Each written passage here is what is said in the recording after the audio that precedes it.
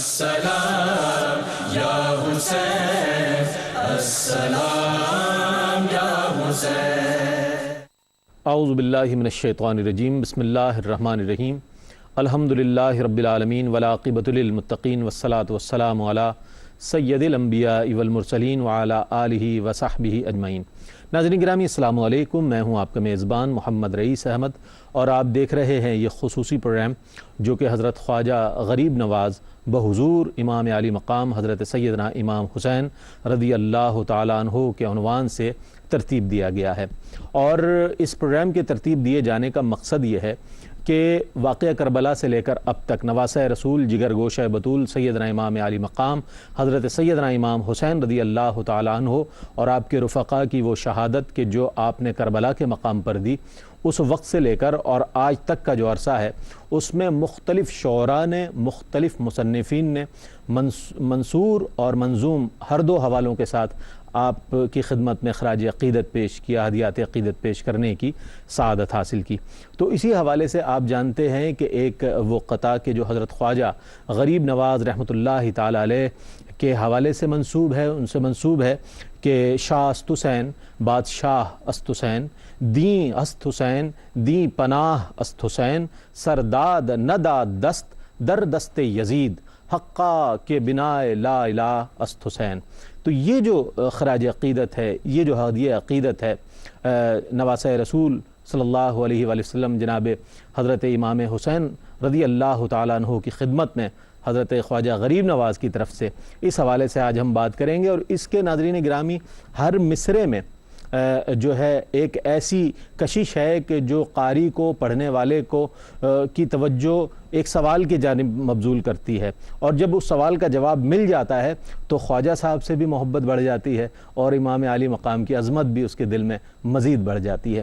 تو اس حوالے سے ہم بات کریں گے۔ آج ARYQ-TV نے یہ اہتمام کیا ہے کہ اس حوالے سے بات کی جائے۔ میرے ساتھ تشریف رکھتے ہیں، میرے بائیں جانب تشریف فرما ہیں ممتاز و محترم شخصیت، عہد حاضر کی ایک ایسی بلند پایہ شخصیت، علمی حوالے سے، دینی حوالے سے ماشاءاللہ ریلیجس اسکالر ہیں، اور اس کے علاوہ اعلیٰ ثانوی تعلیمی بورڈ کے چیئرمین ہیں، اور اس کے علاوہ میں سمجھتا ہوں کہ متعدد اداروں کی سرپرستی فرما رہے ہیں، اپنے علم کی روشنی اس طرح الحمدللہ پھیلا رہے ہیں کہ میرے جیسے بہت سے طالب علم جو ہے اس سے روشنی حاصل کرتے ہیں۔ جناب پروفیسر انوار احمد زئی صاحب آپ کے ساتھ تشریف رکھتے ہیں، ممتاز و محترم شخصیت۔ اس سے قبل بھی ARYQ-TV پر آپ ان کی گفتگو کو ملاحظہ کر چکے ہیں۔ علامہ مفتی جمال الدین بغدادی صاحب ہمارے ساتھ موجود ہیں۔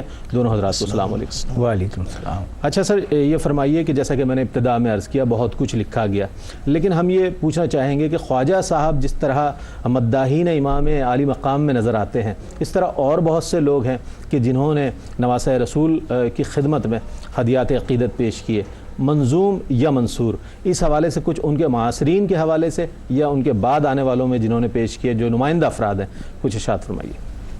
بسم اللہ الرحمن الرحیم۔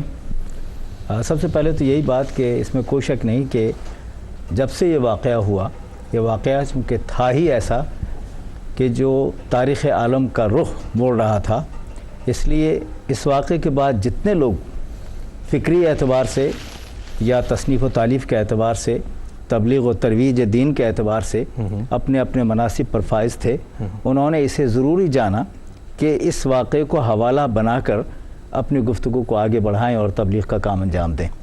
یہی وجہ ہے کہ جتنے بھی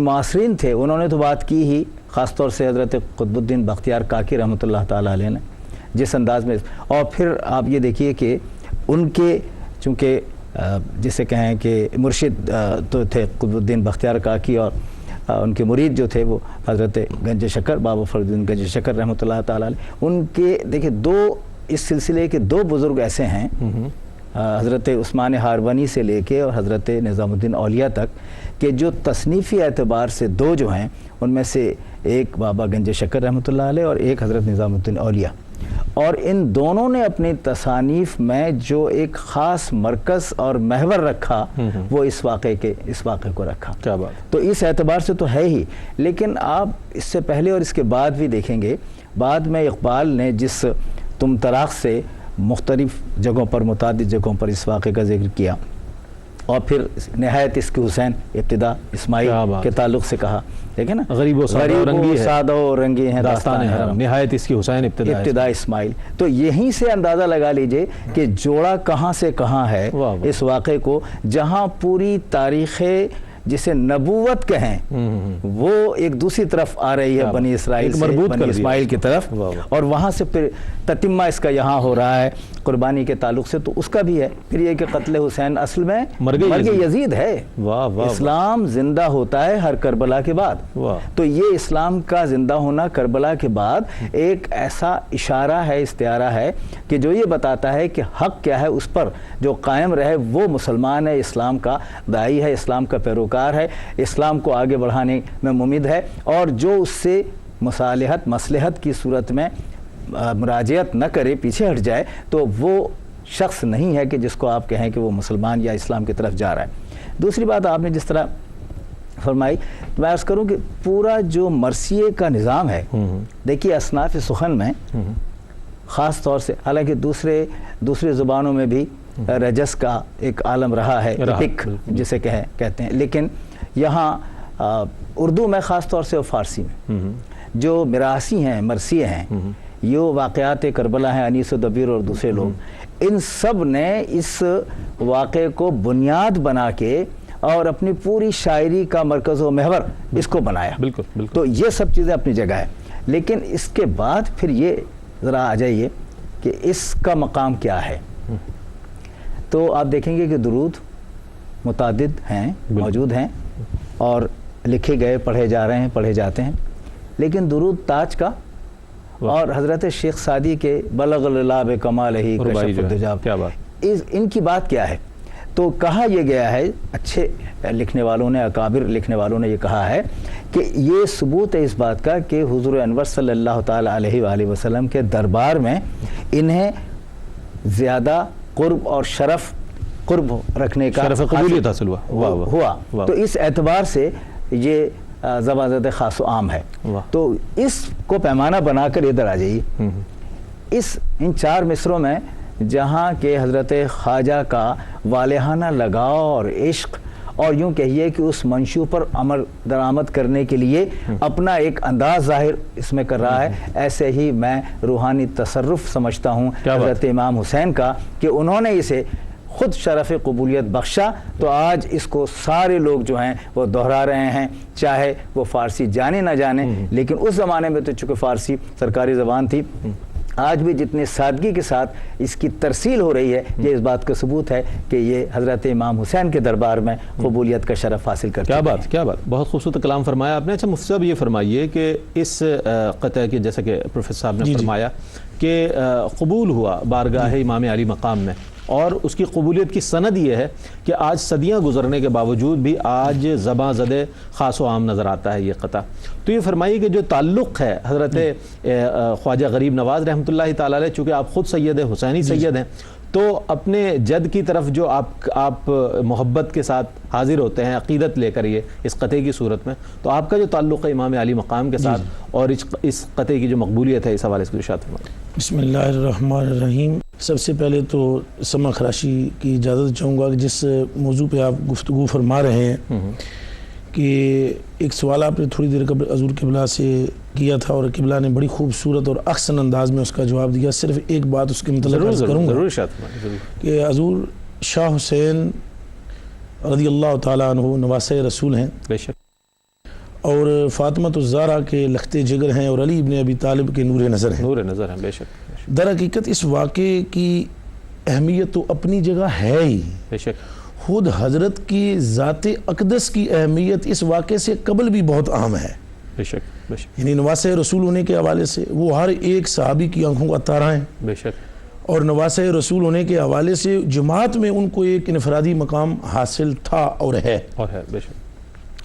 ایک تو یہ وجہ ہے کہ آپ پہلے ہی مرکز تھے، اور جب یہ واقعہ پیش آیا تو مرکزی حیثیت تو آپ کو پہلے سے حاصل تھی، جیسے کہ متعدد احادیث سے یہ بات ظاہر ہوتی ہے کہ سیدنا عمر فاروق رضی اللہ تعالیٰ عنہ نے اپنے زمانہ عطر میں جب آپ کے بچے کو دپڑ مارا تھا کھیلتے ہوئے، تو اس وقت وہ آئے اور انہوں نے اپنے باپ سے شکایت کی تھی کہ مجھے حسین ابن علی نے چہرے پر دھپڑ مارا ہے اور مجھے کہا ہے کہ جاؤ تم میرے نانا کے غلام کے بیٹے ہو.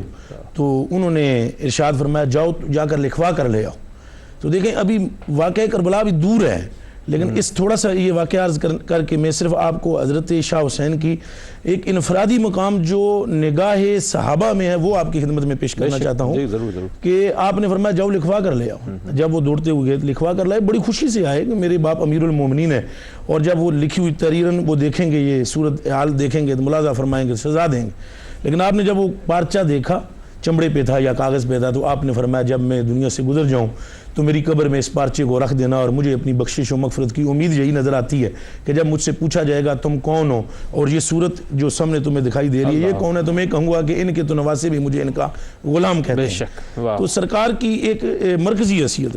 اب اس واقعے نے ایک خاص رخ پلٹا کے رکھ دیا پورے عالم اسلام کا. عالم اسلام کا رخ پلٹ گیا، اور ان کو ایک تو پہلے ہی ادب ان کے قلوب کے اندر موجود تھا، اور جب یہ واقعہ پیش آیا تو وہ لوگ بھی جو دبے ہوئے تھے ان کے شفتین کھل گئے، اور انہوں نے حضرت حسین رضی اللہ تعالیٰ عنہ کی محبت کے اندر بڑھ چڑھ کر حصہ جتنا ہو سکا ممکن لیا. اب ایک سوال آپ نے فرمایا کہ اس ربائی کو ایک خاص حیثیت کیوں حاصل ہے کہ یہ اوج پر پہنچی ہوئی ہے شہرت کے، اور ہر ایک زبان پر یہ زبان زدو عام و خاص ہے. تو ایک ایسا کیوں ہے، اور ایک خواجہ صاحب کا الحاق کیا ہے؟ تو میں عرض کروں گا آپ کی خدمت میں دو باتیں، کہ ایک تو یہ ہے کہ خواجہ صاحب حضور خواجہ اجمیر رحمہ اللہ تعالی متصوف ہیں، صوفی بزرگ ہیں، اور صوفیاء میں ایک خاص مقام ہوتا ہے جسے کہتے ہیں تسلیم و رضا کا مقام. اور یہ تسلیم و رضا کا مقام حضور شاہ حسین رضی اللہ تعالی عنہ کا اس مرکہ کربلا کے اندر جو سامنے نکھر کے آتا ہے، تاریخ اسلام میں اس کی تمثیل و نظیر تک نہیں ملتی. آج تک یہ بالکل ایک یہ سمجھ لیجئے کہ آج تک یہ چرخ پیر جو ہے یہ شاہ حسین کی تمثیل پیش نہیں کر سکا تسلیم و رضا کے حوالے سے. اس پورے شعر کے اندر حضرت شاہ صاحب رحمہ اللہ تعالیٰ نے، حضرت خواجہ اجمیر نے تسلیم و رضا کے حوالے کو بھی مد نظر رکھ کر آپ نے فرمایا شاہ است حسین بادشاہ است حسین، اور اس کے جو آخری اشعار ہیں وہ بالکل آخری اجزاء دلیل کرتے ہیں. ناظرین اب آ جاتے ہیں اس قطعے پر کہ جس قطعے پر آج بات ہو رہی ہے، شاہ است حسین بادشاہ است حسین. پروفیسر صاحب کی خدمت میں پیش کروں گا کہ شاہ اور بادشاہ ایک ہی مصرے میں شاہ بھی استعمال ہوا ہے اور بادشاہ بھی استعمال ہوا ہے، تو کیا فرق ہے مابین شاہ اور بادشاہ کے، اور شاعر کی اس سے کیا مراد ہے؟ دیکھیے دو چیزیں اس میں بہت عام ہیں. ایک تو شاہ سردار کو کہتے ہیں، سردار کو. اچھا شاہ جب سردار کہتے ہیں تو ہم عمومی طور پر بھی کہتے ہیں بھئی وہ آدمی جو ہے اس کی تو شاہی ہے، وہ شاہ ہے. تو کسی بھی ایک مرکز محور کے سربراہی کی کیفیت میں جو ہو شخص اس کو شاہ کہا جاتا ہے، وہ شاہ کہا جا سکتا ہے، اور یعنی عمومی اعتبار سے بھی اسی انداز میں کہتے ہیں شاہ ہونا. بادشاہ ایک منصب ہے اختیارات کے ساتھ، اختیار اقتدار. اور میں اقتدار اور اختیار کے علاوہ ایک چیز اور عرض کروں گا. دیکھیے ملوکیت میں اور بادشاہی میں فرق ہے، یہ بات یاد رہے. یہ مارکہ ملوکیت کے خلاف تھا، یہ مارکہ منصب بادشاہت کے خلاف اس لیے نہیں تھا کہ بادشاہ اقتدار بھی رکھتا ہے، اختیار بھی رکھتا ہے، اور وہ اختیار اس کا نسل کے ساتھ بھی اس لیے چلتا ہے کہ وہ اس نسل سے وابستہ ہے کہ جو بادشاہ جسے رہنا چاہیے بادشاہ ہو وہ نہیں. حضور انور صلی اللہ تعالیٰ علیہ وآلہ وسلم کے نواسے ہیں، نسل بھی وہی ہے. دوسری بات یہ کہ اردو شاعری میں اور فارسی شاعری میں تکرار کے ساتھ کسی لفظ کو جب استعمال کیا جاتا ہے، وہ دانائے سبل ختم رسول مولا حسن تکرار ہو جاتی ہے. تو یہ تکرار جو ہے وہ غنائیت کے ذیل میں بھی آتی ہے، ترنم کے ذیل میں بھی آتی ہے، اور پھر کسی چیز پر زور دینے کے لیے بھی آتی ہے. تو یہاں تکرار بھی ہے، تکرار لفظی بھی ہے اور تکرار معنوی بھی ہے. کیا کہنے؟ اگر ایک لفظ شاہ کے ساتھ شاہ آتا تو یہ تکرار حسین کہلاتی ہے، اور تکرار لفظی کہلاتی ہے. ٹھیک ہے. لیکن شاہ کے ساتھ شاہ جیسا دوسرا لفظ آ جائے تکرار تاکید ہے تو تکرار مانوی بھی ہے. مانوی بھی ہے. تو یہاں اس لیے کہا گیا شاہ است حسین, اور جب یہ بات مکمل نہیں ہوئی تو پھر اور زور دے کر کہا گیا کہ شاہ است حسین, یہ تو ایک بات ہوگی, بادشاہ است حسین. اللہ زور دیا جا رہا ہے. بادشاہ است حسین جب کہا گیا تو اس میں کیفیت بھی آ گئی, اقتدار بھی, اختیار بھی, اور پھر وہ تعلق, تملق, اور وہ جو ذہنی رجحان جسے کہتے ہیں علاقہ اور تعلق, وہ بھی اس میں آ گیا کہ حضور سے نسبت ہے تو اس نسبت کے تعلق سے بھی وہ بات. کیا کہنا ہے. اچھا, دوسرا مصرع ناظرین گرامی اس کا یہ ہے کہ دیں است حسین, دیں پناہ است حسین. قرآن اور حدیث جو ہے وہ اسلامی شریعت کی اساس ہے, یہ ہمارا ہر طالب علم, ہر شخص جانتا ہے, اور اس کا اطلاق بھی قرآن اور حدیث پر ہی ہوتا ہے. تو اس حوالے سے شاعر کی یہاں کیا مراد ہے کہ دیں است حسین, کچھ فرمائیے گا. میں عرض کروں گا آپ کی خدمت میں کہ رسالت مآب صلی اللہ علیہ وآلہ وسلم نے ارشاد فرمایا, حدیث ترمذی ہے, آپ نے فرمایا ما ترکت فیکم ما ان اخذتم بہ لن تدلوا کتاب اللہ و اطراتی. دو چیزیں میں تمہیں چھوڑے جا رہا ہوں, ان دونوں کو تھامے رکھو گے تو کبھی گمراہ نہ ہوگے. کیا بات, سبحان اللہ. ہرگز لن تدلوا بہ, ہرگز تم گمراہ نہیں ہو سکتے ان کے ساتھ. وہ کیا ہے؟ ایک تو کتاب اللہ ہے اور یہ اطراتی. دین تنہا سرکار دو عالم نے جو اب چھوڑا ہے وہ صرف کتاب و سنت نہیں ہے, بلکہ اس کے ساتھ اہل بیت بھی ہے کہ یہ چیزیں چھوڑے جا رہا ہوں, ان کو تھامے رکھو گے تو مضبوطی سے, تم اگر تھامے رکھو گے کامیاب رہو گے. اس سے مراد ایک تو یہ ہے کہ قرآن و سنت کو سمجھنے کے لیے تمہیں سمجھانے والے کی ضرورت پڑے گی, اور وہ سمجھانے والے میرے اہل بیت ہیں, میرے صحابہ ہیں. تو چونکہ تعصب قیامت تک صحابہ باقی نہیں رہیں گے, تعصب قیامت تک اہل بیت باقی رہے گی, اس لیے ایک تو معنی اس سے یہ اخذ کیا جا سکتا ہے. دوسری بات یہ ہے قبلہ کہ جس وقت یہ مارکہ وجود میں آیا, مارکہ کربلا, اس وقت دین کے احکامات, جس طرح کہ ہم دین کہتے ہیں احکامات الہیہ کو, سنن مصطفیٰ صلی اللہ علیہ وسلم کو, تو اس وقت وہ خلط ملط ہو رہے تھے. مثلا اس وقت دین کی دھجیاں اڑ رہی تھیں. اگر دین ہم احکامات کو لیتے ہیں دین سے مراد, تو احکامات کی دھجیاں اڑ رہی تھیں. تو یہ جو کہا گیا ہے کہ دین است حسین, اس وقت اگر کوئی ان احکامات کو صحیح معنوں میں ادا کر رہا تھا تو وہ حسین ابن علی ہی تھے.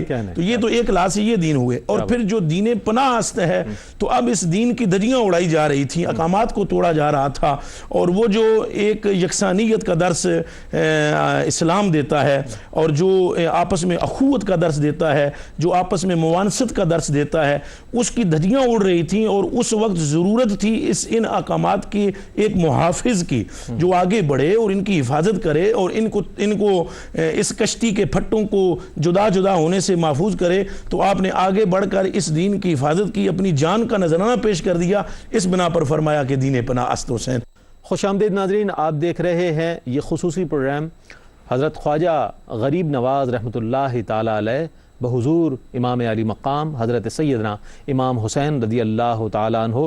اور اس سلسلے میں ہم اس قطعے پر بات کر رہے ہیں. پروفیسر انوار احمد زئی صاحب اور مفتی جمال الدین بغدادی صاحب ہمارے ساتھ موجود ہیں. آئیے چلتے ہیں سوالات کی جانب. سر کیا فرمائیں گے کہ دیں است حسین, دیں پناہ است حسین, تو دین کے حوالے سے فرمایا کہ اس کے جو اسلامی احکامات ہیں ظاہر وہ متاثر ہو رہے تھے, اور پھر وہ تمام شاعر جو تھے وہ تمام چیزیں ویسی نہیں تھی جیسے سنت رسول صلی اللہ علیہ وسلم کے مطابق, تو اس سے بگاڑ پیدا ہو رہا تھا. اور دین پناہ کا جو یہاں معاملہ ہے اس کے حوالے سے کچھ میں چاہوں گا آپ سے ارشاد عرض کرتا ہوں.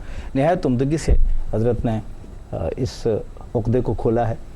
میں تھوڑی سی اجازت سے آپ کی اور اس میں اپنے معروضات پیش کرنے کی جسارت کر رہا ہوں. وہ دیکھیے, پہلی بات تو یہ کہ دین ہے کیا. دین احکام کا نام بھی ہے, پیغام کا نام بھی ہے, اور اس کی عملی صورت کی متشکل ہونے کی کیفیت کا نام بھی ہے.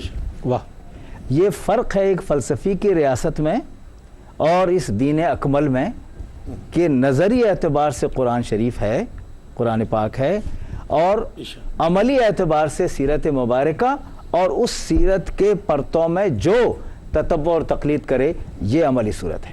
ٹھیک. میں یہاں یہ بھی عرض کروں, بہت نازک سا مرحلہ ہے کہ دین اور دین اکمل, اس کی آمد سے قبل پورا معاشرہ دو حصوں میں منقسم تھا. ایک جبر کرنے والا اور ایک جبر سہنے والا, یہ طبقہ تھا. جابر مکمل طور پر تھا, چاہے وہ اقتدار کے لیے ہو، پیسے کے لیے ہو، رسوم کے اعتبار سے ہو، رواج کے اعتبار سے ہو، وہ حاکم ہے اور جو اس نے کہہ دیا سب اس کو مانیں گے، باقی سب جبر کی صورت میں اس کو مان رہے ہیں. تو ایک جابر ہے، ایک مجبور ہے. لیکن جب یہ دین آیا تو کہا لا الہ الا اللہ اللہ اکبر، محمد رسول اللہ. کوئی نہیں ہے الہ علاوہ اللہ کے، کوئی نہیں ہے حاکم، کوئی نہیں ہے جابر.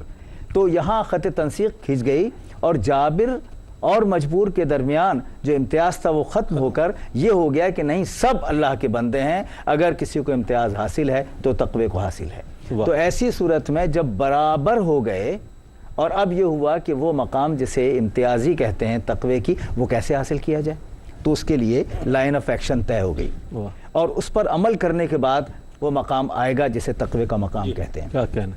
ہوا کیا؟ ہوا یہ کہ 60 سال بعد حضور صلی اللہ علیہ وسلم مطلب اسلام کے آنے کے بعد، ہجرت کے بعد 60 سال بعد صورتحال پھر بدل کر وہیں آ گئی.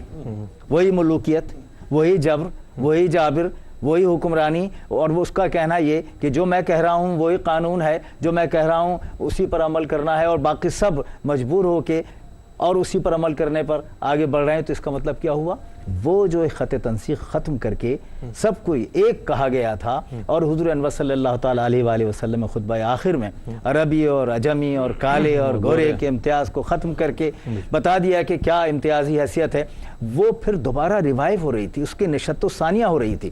تو اس کی بیخکنی کے لیے ضروری تھا کہ آپ بھی وہی پیغام دہرائیں، یاد دلائیں، اعادہ کریں، ریکیپیچولیشن ہو اور نشست و ثانیہ ہو. تو نشست و ثانیہ جسے رناساں کہتے ہیں، رناساں کا دیباچہ کربلا میں لکھا گیا. اس لیے یہ کہا جا رہا ہے کہ دین است حسین، یعنی اس ریوائیول کا استعارہ بن رہے ہیں. یہ یہاں تمثیل یا تشبیہ نہیں ہے، استعارہ ہے. تو استعارے کی صورت میں جب حضرت حسین اس دین کی حفاظت کے استعارے کی صورت میں اور ریوائیول کے اور اعادے کی صورت میں اپنی جان نظر کر رہے ہیں، تو دین است اور پھر دین پناہ است حسین. دین کو بچانے والے بھی وہ ہیں اور دین کے شارع بھی وہ ہیں. کیا کہنا ہے، کیا کہنا ہے. اگلا مصرع ناظرین گرامی، آپ جانتے ہیں کہ سرداد نہ داد دست در دست یزید. ایک طرف سے تو یہ ہے کہ آپ بس بیعت کر لیں، لیکن مسلسل انکار امام علی مقام کا. تو یہ جو مسلسل انکار ہے اس کی کیا وجوہات ہیں، جبکہ ایک پریشر بھی ہے اور ایک پریشر ڈیولپ کیا جا رہا ہے. 61 ہجری کا یہ جو واقعہ ہے ہم دیکھتے ہیں، واقعہ کربلا، تو اس میں بہت سی ایسی چیزیں ملتی ہیں کہ جہاں پر امام علی مقام نے وہ کردار ادا کیا کہ جو نواسہ رسول کو کردار ادا کرنا چاہیے تھا اس وقت. کیا فرمائیں گے اس حوالے سے کہ ان مسلسل بیعت سے جو انکار ہے اس کی کیا وجوہات تھیں؟ میں عرض کروں گا آپ کی خدمت میں کہ دو چیزیں ہیں شرع شریف میں، ایک ہے رخصت اور ایک ہے عزیمت. اس تیسرے مصرعے کا تعلق جو ہے وہ حضرت کی رخصت سے نہیں، عزیمت کے ساتھ ہے. شرع شریف میں، شریعت مطہرہ کے اندر رخصت یہ ہے کہ اگر ایسا وقت آ جائے کبھی کہ تمہیں جان کا خطرہ ہو تو تم پھر وہاں پر رخصت ہے تمہیں کہ تم اپنی جان کو بچاؤ اور وہ عمل کرو، اگرچہ وہ بظاہر درست نہ بھی ہو.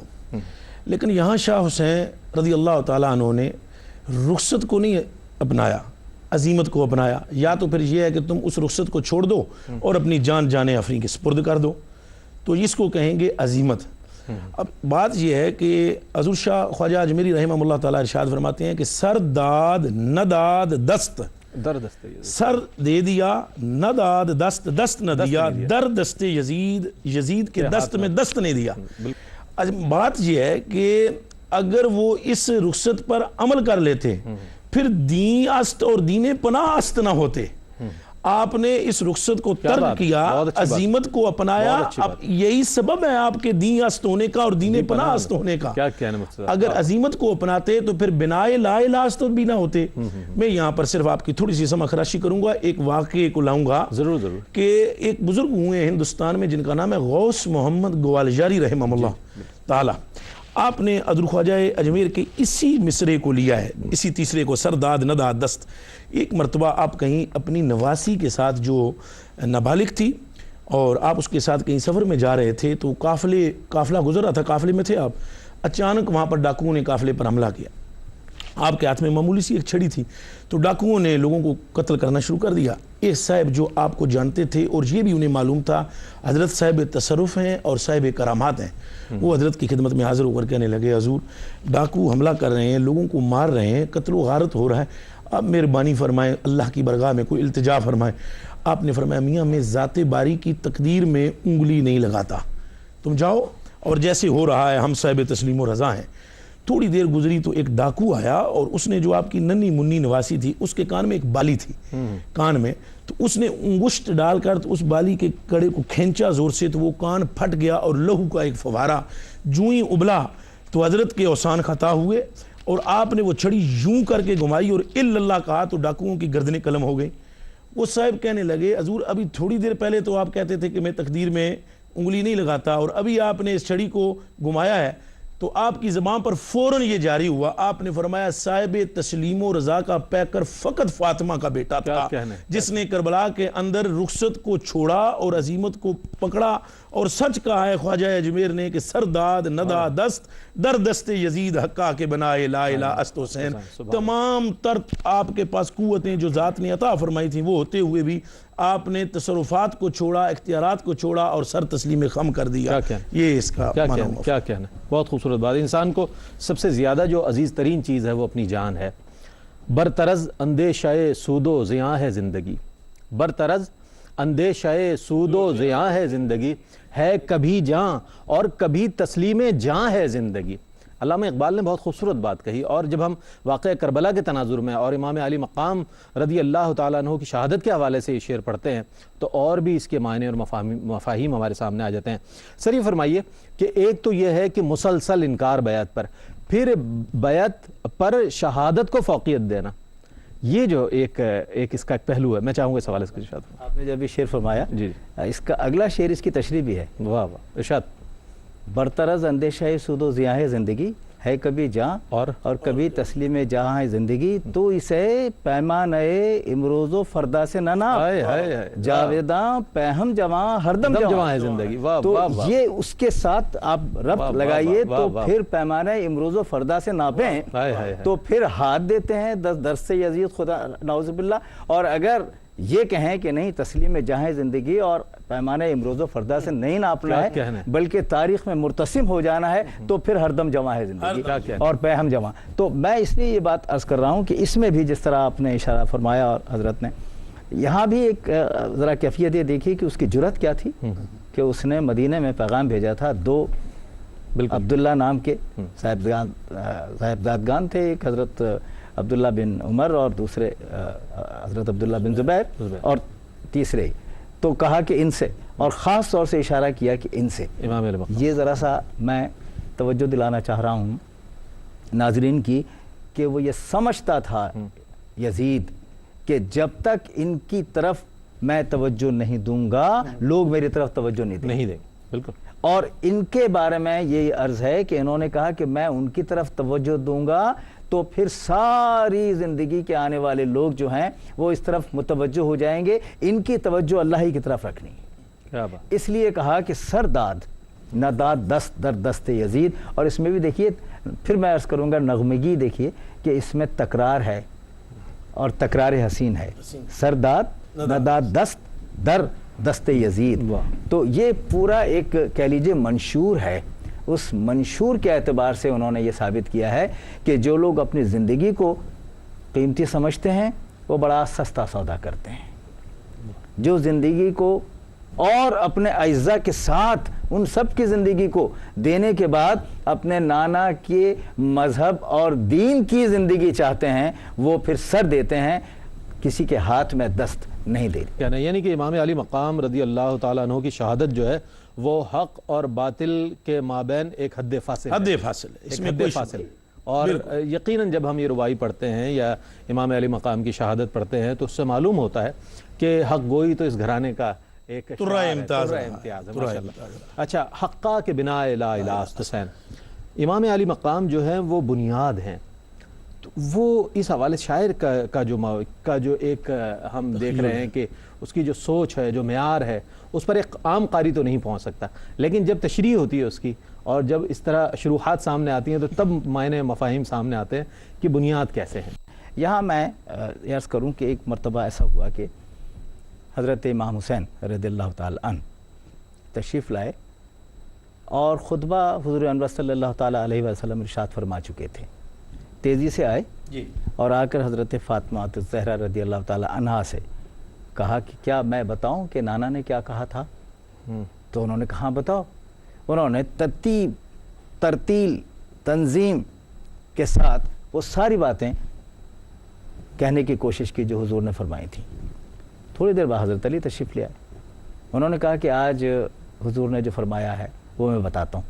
تو حضرت فاطمہ الزہرا نے کہا حضور نے یہ فرمایا ہے نا، اور یہ فرمایا ہے نا، اور یہ فرمایا ہے نا، تو وہ حیرت زدہ رہ گئے، تمہیں کس نے بتایا؟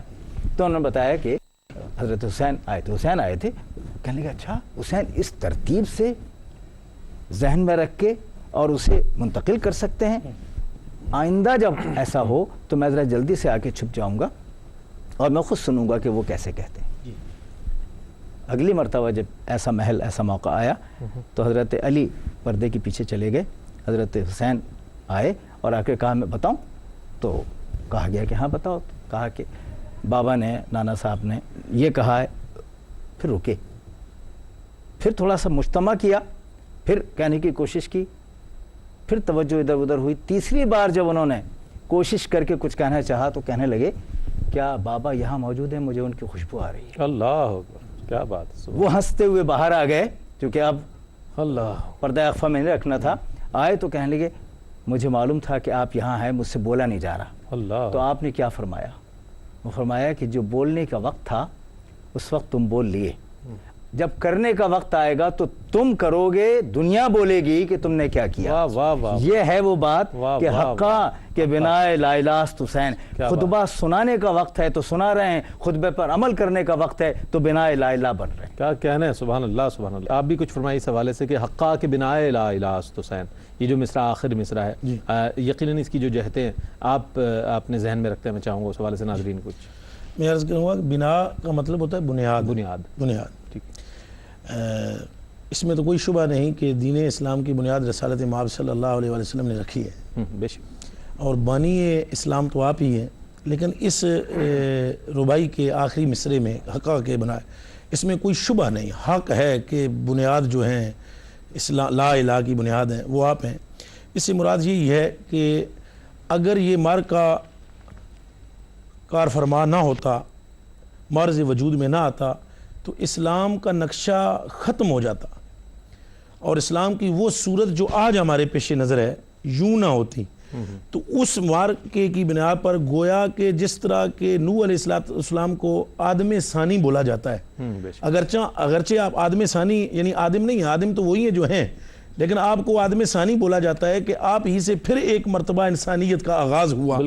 بالکل اسی طرح رسالت مآب صلی اللہ علیہ وسلم نے جس دین کی بنیاد رکھی تھی، ایک مرتبہ نشاط ثانیہ پھر حسین ابن علی نے اس کی رکھی ہے، اس لیے حقا کے بنا الہ الا حسین۔ کیا کہنا ہے، بہت خوبصورت بات۔ اس میں ایک نکتہ یہ بھی ہے، میں عرض کروں آپ جی ضرور، کس قدر عمدگی سے، احتیاط سے حضرت خواجہ اجمیری نے یہ فرمایا ہے کہ حقا کے بنا لا الہ۔ دیکھیے بنا لا الہ میں آپ ان دونوں تراکیب کو اس زیر کے ساتھ جب پڑھ رہے ہیں، حمزہ کے ساتھ بنا لا الہ ترکیب ہو گئی نا، کہ لا الہ کی بنا یا بنیاد کہا ہے، دین الگ ہو گئی چیز، اور لا الہ کوئی نہیں ہے اللہ کے سوا، اس کی بنیاد انہوں نے رکھی ہے۔ اس لیے کہ جو یہ وقتی خدا نعوذ باللہ بننے کی کوشش کر رہے ہیں، ان کو قتل کیا جا رہا ہے، ان کو خط مسمار کیا جا رہا ہے، اور ان کو مسمار جب کر دیا تو جس طرح حضرت ابراہیم علیہ السلام نے یہ بتایا تھا کہ حق وہی ہے کہ جو اللہ نے کہا ہے، تو یہاں یہ کہا کہ ان کے بعد جو بن گئے ہیں بت خود اپنے طور پر، ان کو توڑنا میرے باپ کی تربیت ہے۔ دیکھیے وہاں باپ کی تربیت نہیں تھی، نقطہ بڑا عجیب ہے، کیا بات، باپ کی تربیت حضرت اسماعیل سے ہوئی ہے، اسی لیے باپ کی تربیت میں وہ سر دینے کے تیار ہو رہے ہیں، ٹھیک ہے۔ اور یہاں نانا کی تربیت میں، نانا کے دین کو بچانے کے لیے یہ کہا جا رہا ہے کہ یہ جو کھڑے ہو گئے ہیں خدا بننے کے لیے ان کو توڑنا اس وقت بہت ضروری ہے. اس لیے لا الہ، اللہ کے علاوہ کوئی خدا، کوئی برتر، کوئی حاکم نہیں ہو سکتا.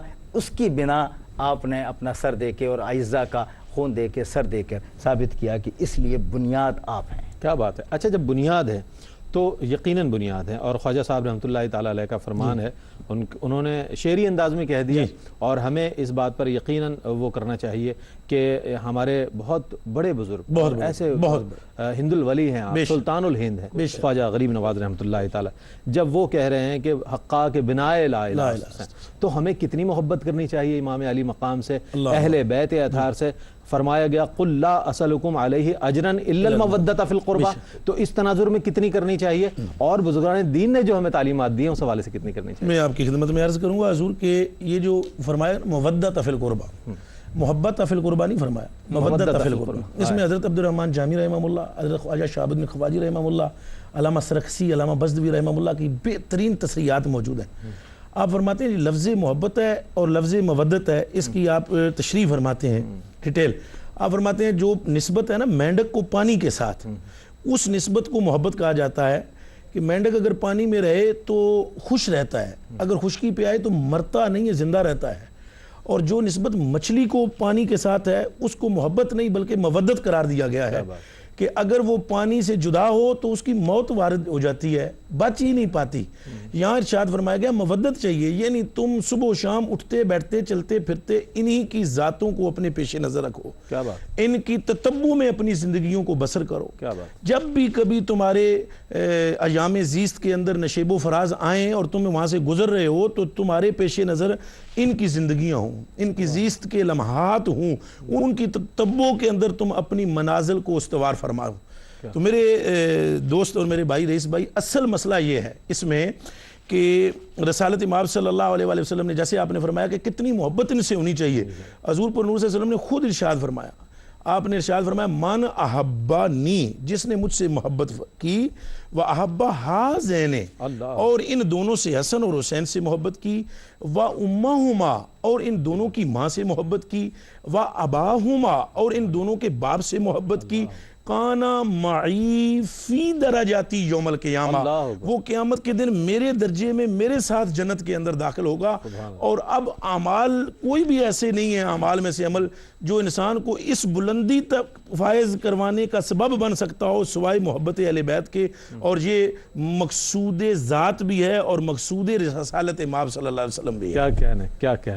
کیا کہیں گے پروفیسر صاحب اس حوالے سے کہ جو ربائی ہے، یہ جو قطع ہے، کہ اس نے ایک بہت سے سوالات بھی اس میں موجود رہے، اور ان سوالات سے ہم بہت سے یقین کی منازل پر بھی پہنچے. کہ جو سوالات تھے وہ سوالات جو تھے ہمیں تشنگی تھی اس کی، لیکن جب ان کے جوابات مل گئے تو ہم اس ربائی، اس قطعے سے بھی قریب ہو گئے.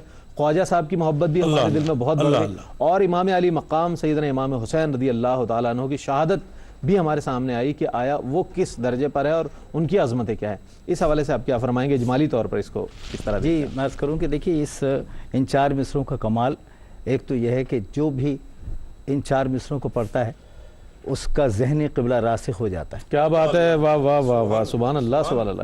بڑا خوبصورت جملہ آپ نے ارشاد فرمایا. نوازش. اور دوسری بات یہ ہے کہ جس وقت یہ مصرے پڑھے جاتے ہیں تو ذہن تاریخ کے اس باب کی طرف خود بخود مڑ جاتا ہے جو سب سے زیادہ اہم باب ہے، تطہیر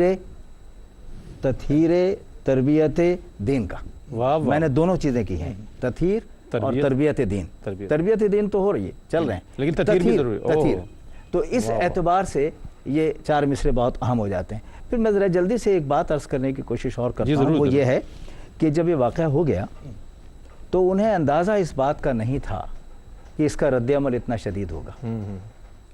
رد عمل جب بہت شدید ہوا تو اس وقت کے جو حاکم تھے انہوں نے پھر مختلف قسم کی چیزوں کی، یا کہہ لیجئے کہ معاملات کی اختراعات کی کوشش کی، اور کہا کہ جی یہ تو ہونا تھا، یہ تو ہو گیا، اب اس پر.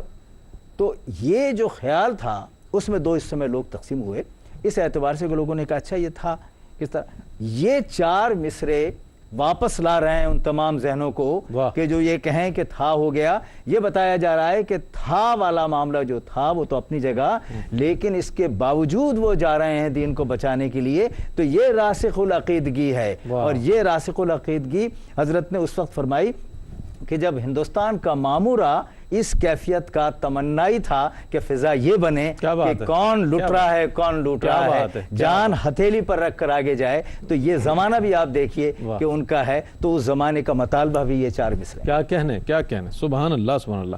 پروفیسر انوار احمد زئی صاحب بہت خوبصورت علمی موتی بکھیر رہے تھے، اور میں سمجھتا ہوں کہ آپ جب گفتگو فرماتے ہیں تو ہمیں بہت سے علم نکات ملتے ہیں اور بہت ہماری معلومات میں اضافہ ہوتا ہے. پروفیسر انوار احمد زئی صاحب آپ کا بہت شکریہ آپ کی تشریف آوری کا، اور مفتی جمال الدین بغدادی صاحب آپ کی آمد کا بہت شکریہ. دونوں حضرات نے بہت خوبصورت گفتگو فرمائی، اور یقیناً یہ جو قطعہ ہمارے سامنے آتا ہے اور ARYQ TV نے جب اس کا اہتمام کیا تو اس حوالے سے وہ سوالات بھی پیش نظر رہے کہ جن سوالات کو شامل کرنا ہے، اور اصل پیغام دینا مقصود یہ تھا کہ حضرت خواجہ خواجگاں خواجہ معین الدین چشتی سنجری اجمیری رحمۃ اللہ تعالیٰ علیہ نے اپنے جد اعلیٰ حضرت امام علی مقام سیدنا امام حسین رضی اللہ تعالیٰ عنہ کی خدمت اقدس میں جب یہ قطعہ پیش کیا ہے، تو ہم جب خواجہ صاحب کا نام لیتے ہیں، ان سے عقیدت اور محبت رکھتے ہیں، تو انہی کی تعلیمات کو ہم پیش نظر رکھتے ہوئے اہل بیت اطہار سے بھی محبت کریں، اور امام علی مقام کی اس عظیم الشان قربانی اور اس عظیم الشان شہادت کو بھی یاد کریں، اور اسے سلام پیش کرتے رہیں کہ جو انہوں نے واقعہ کربلا کے موقع پر 61 ہجری میں پیش کیا. اس کے ساتھ ہی ناظرین اپنے میزبان محمد رئیس احمد کو اجازت دیجیے اس قطعے کے ساتھ کہ شاہ است حسین بادشاہ است حسین، شاہ است حسین بادشاہ است حسین، دین است حسین دین پناہ است حسین، سرداد نہ داد دست در دست یزید، سرداد نہ داد دست در دست یزید، حقا کے بنائے لا الہ است حسین، حقا کے بنائے لا الہ است حسین. اجازت دیجیے، اللہ حافظ.